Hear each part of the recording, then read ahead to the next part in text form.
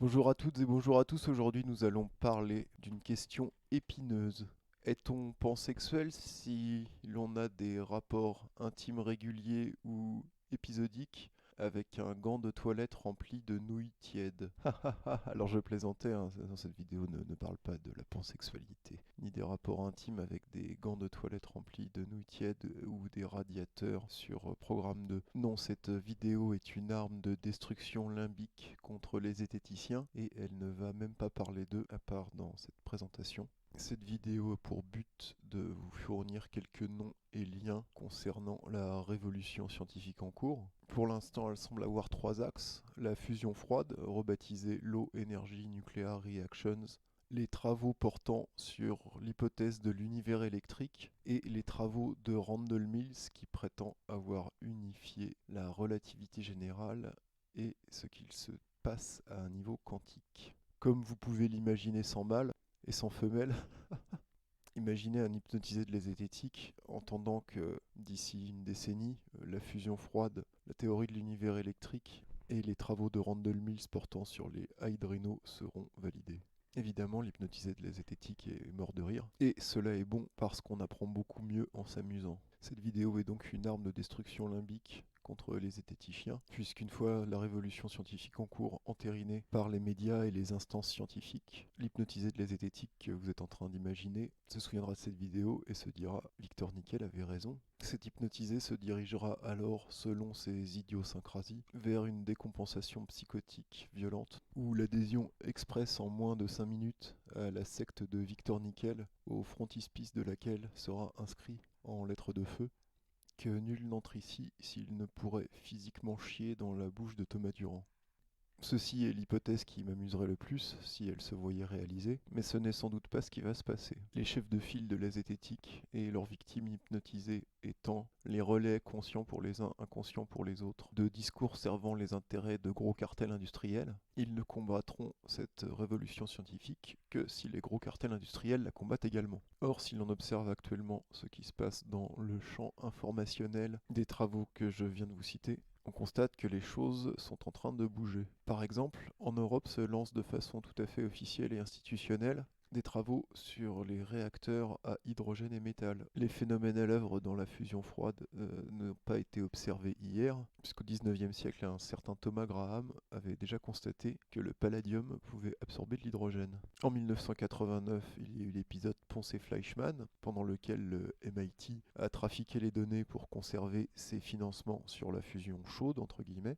Enfin, quand je dis le MIT, c'était l'équipe qui était chargée de la réplication de l'expérience de Ponce et Fleischmann. En description, je vous mettrai un lien vers un article parlant de Eugène Malov, qui était un journaliste scientifique travaillant sur la fusion froide, et qui a fini assassiné dans des circonstances étranges.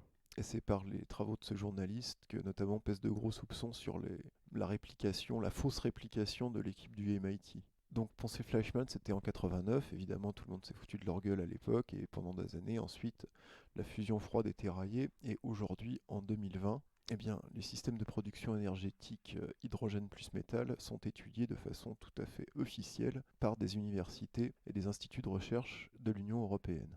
Selon les personnes qui s'intéressent beaucoup à la fusion froide depuis assez longtemps, les militaires maîtrisent cette technologie depuis 2 décennies environ.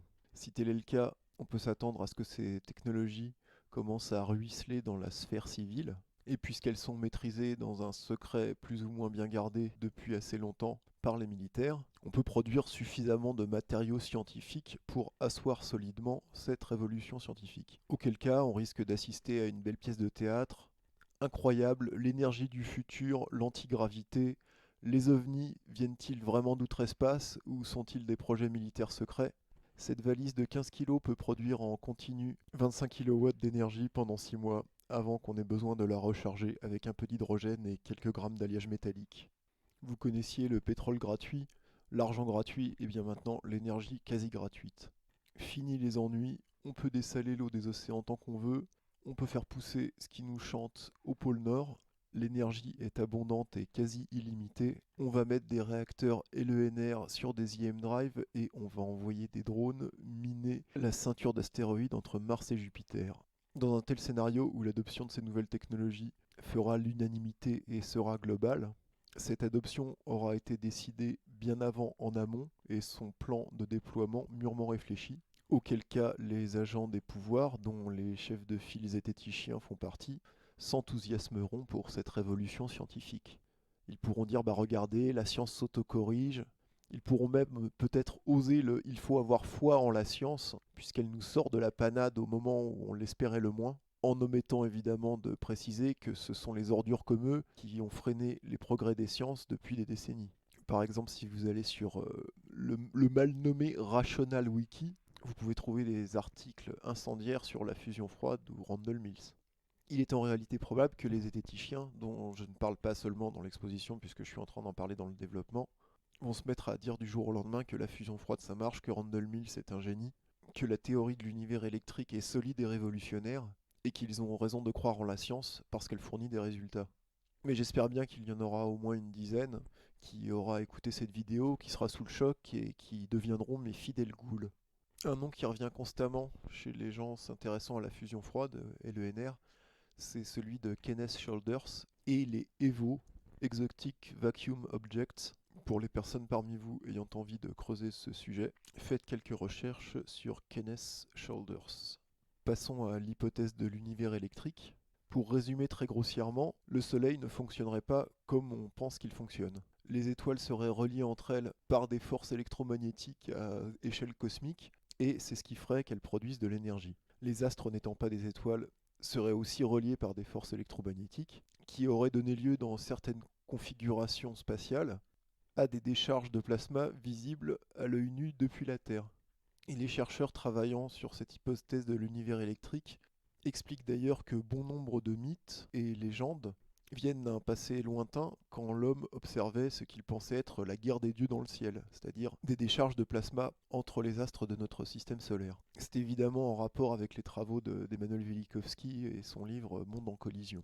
Les gens travaillant sur l'hypothèse de l'univers électrique ont décidé de la tester en laboratoire, il y a environ une dizaine d'années, et sont parvenus à reproduire ce qui, selon eux, explique l'activité du Soleil. Et en gros, c'est encore une fois du métal et de l'hydrogène, et ils observent, comme dans les expériences LENR, de la transmutation de matériaux. Sachant que dans tous ces réacteurs, l'hydrogène est sous pression, connaissez-vous une science expérimentale vieille de centaines voire de milliers d'années, qui propose de mettre des métaux dans un contenant hermétique sous pression et d'obtenir, à force de chaleur, des transmutations. Hein, il manquerait plus que les LENR parviennent à expliquer en partie ce qui peut se passer dans une réaction alchimique. A nouveau, je vous mets des liens en description, vous irez vous renseigner par vous-même si ça vous chante sur l'hypothèse, la théorie, le délire de l'univers électrique et le réacteur expérimental du Sapphire Project auquel ce délire a pu donner vie. Le troisième axe que j'ai pu identifier, je pense qu'il y en a d'autres mais je les connais pas tous, c'est celui des travaux de Randall Mills, dont j'ai déjà parlé dans une vidéo. C'est presque aussi audacieux que l'univers électrique, puisque Randall Mills prétend ni plus ni moins avoir élaboré une théorie résolvant la contradiction entre la relativité générale et la physique quantique. Randall Mills prétend que sur la base de travaux en mathématiques et en physique déjà connus et validés, il a pu élaborer ce qu'il appelle une grande théorie unifiée de la physique classique et qu'elle lui permet de prédire des paramètres atomiques et moléculaires beaucoup plus précisément qu'avec les outils dont nous disposons actuellement. Et Randall Mills, lui aussi, depuis des années et des années, travaille sur des prototypes de réacteurs. Je vous remercie pour votre attention et vous souhaite un très bon week-end.